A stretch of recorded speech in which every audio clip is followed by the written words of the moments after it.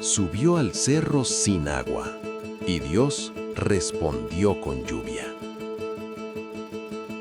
En un pequeño pueblo enclavado en las faldas de los Andes peruanos, el tiempo parece haberse detenido entre el silbido del viento y la inmensidad de las cumbres.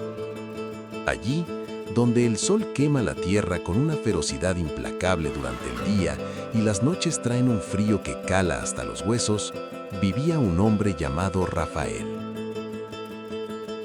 Rafael no era un hombre de grandes discursos, era un campesino común, con las manos agrietadas por el trabajo y el rostro curtido por el clima de la sierra. Tenía 40 y tantos años, una edad en la que el cuerpo empieza a sentir el peso de cada surco abierto en la tierra.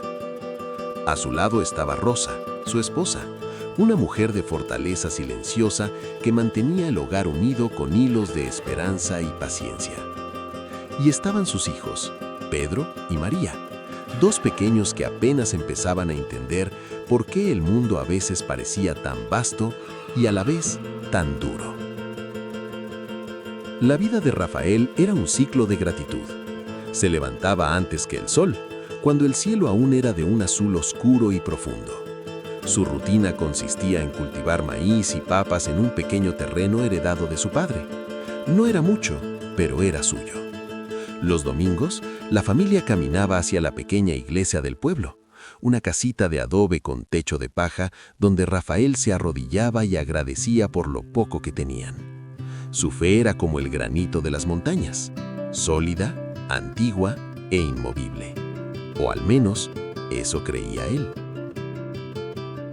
Pero llegó el año 2015, un año que quedaría marcado en la memoria de los vecinos como el tiempo en que el cielo se cerró.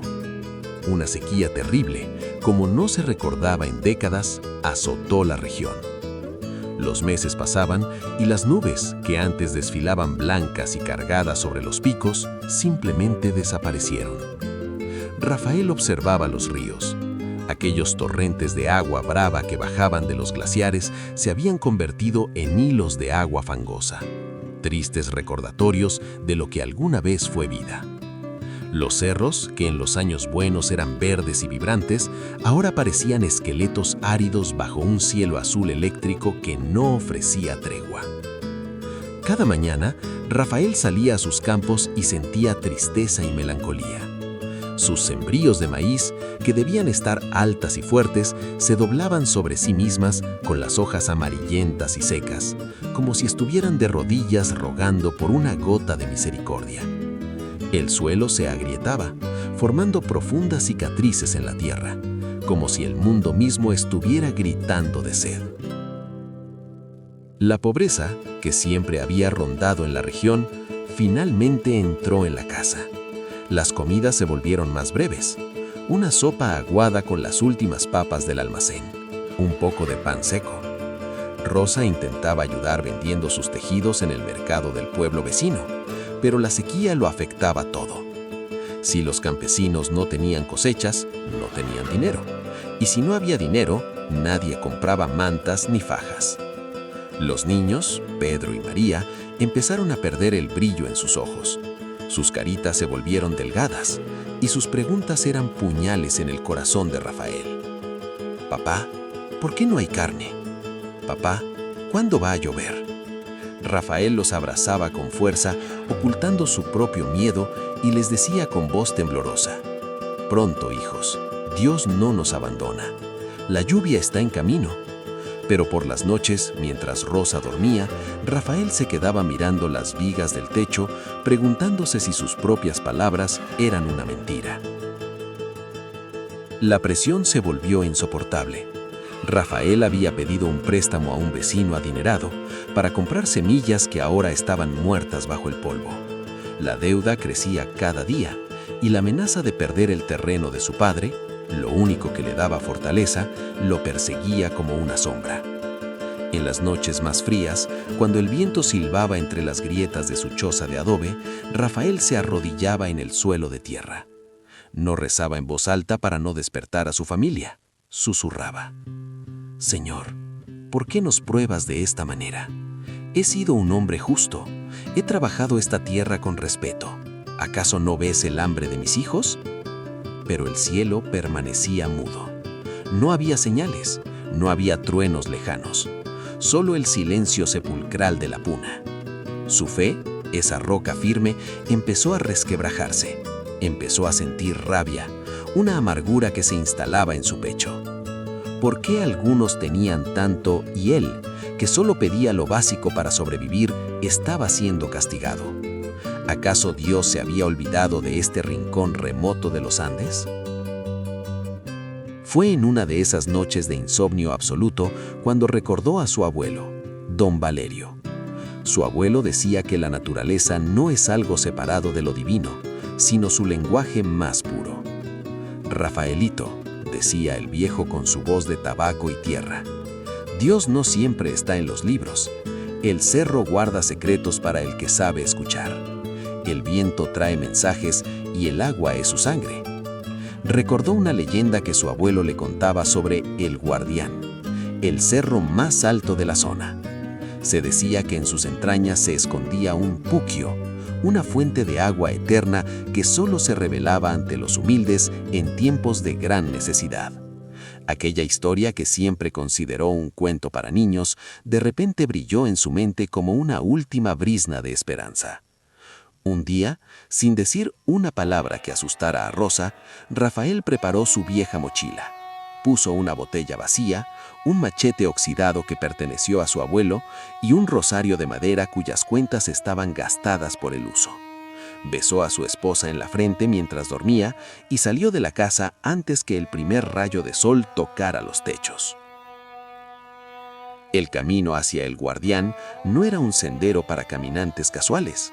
Era una subida brutal, un desafío a los pulmones y a las piernas. Rafael comenzó a caminar, mientras el aire helado le quemaba los pulmones. A medida que ascendía, el paisaje se volvía más hostil. Las piedras sueltas rodaban bajo sus pies, y el sol al salir se convirtió en un mazo que golpeaba su nuca. Cada paso era un sacrificio. El sudor le empapaba la camisa raída y la sed empezaba a jugar con su mente. Veía espejismos de lagunas azules donde solo había rocas calcinadas. Pero Rafael seguía. No era una aventura heroica. Era el acto final de un hombre que no tenía nada más que perder. Llegó a la zona de los arbustos espinosos, donde las ramas le rasgaron los brazos. Luego a la zona de las rocas gigantes, que se erguían como centinelas silenciosos juzgando su presencia. El viento empezó a soplar con una fuerza inusitada. No era un viento frío común. Era un aullido que parecía salir de las grietas de la montaña. Rafael se detuvo, exhausto, con el corazón martillando en sus oídos. Estaba a punto de rendirse. Sus rodillas temblaban y el desánimo lo golpeó de nuevo. ¿Qué estoy haciendo aquí? ¿Buscando fantasmas de mi abuelo? Pero entonces cerró los ojos. Recordó las palabras. Escucha al viento. Se quedó inmóvil. El viento no soplaba en una sola dirección. Parecía estar empujándolo suavemente hacia el flanco norte del cerro, hacia un barranco oculto por las sombras de los picos. Con un último aliento de voluntad, Rafael siguió esa dirección. No era un camino lógico, pero algo en sus entrañas, una intuición que no era suya, lo guiaba. Avanzó por un sendero estrecho, apenas el ancho de sus hombros, donde el aire empezó a cambiar. Ya no era un aire seco y polvoriento. Había un rastro de humedad, un olor a musgo y a vida que no había sentido en meses. Y allí, escondido tras una formación rocosa que parecía una mano gigante, lo encontró. El Puquio. No era un río caudaloso, sino algo más sagrado. De una grieta en la piedra viva, rodeada de un verde esmeralda que parecía un milagro en medio del desierto, brotaba un hilo de agua cristalina. Caía con un sonido musical en una pequeña poza de piedra. Rafael cayó a rodillas. Metió las manos en el agua fría, tan fría que le dolió, y bebió. Ese momento fue su bautismo. El agua no solo apagó su sed física, lavó su amargura.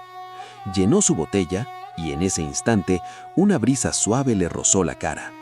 Fue como una caricia, una voz sin palabras que le decía: nunca estuviste solo. Rafael bajó la montaña más rápido de lo que subió. El peso de la botella en su mochila era para él más valioso que todo el oro del mundo. Llegó al pueblo justo cuando el sol se ocultaba. Sus hijos corrieron a su encuentro y Rosa, con los ojos llenos de preocupación, lo abrazó. Él no dijo mucho. Sacó la botella y frente a su pequeña casa y ante la mirada curiosa de algunos vecinos que se habían acercado, roció unas gotas sobre la tierra seca.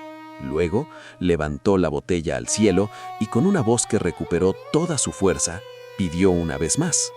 Pero ya no pidió con exigencia, sino con la entrega de quien ha visto la grandeza de la creación.